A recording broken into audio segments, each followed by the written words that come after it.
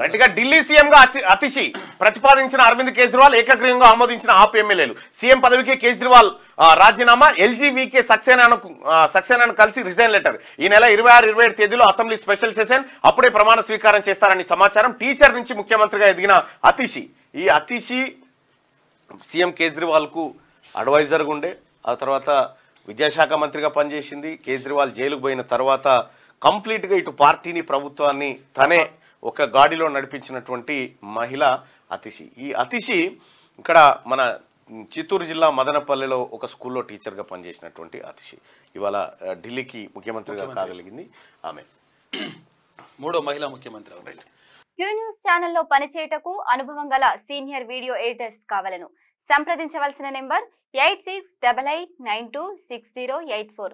qnewsads@gmail.com ను సంప్రదించండి. Like చేయండి.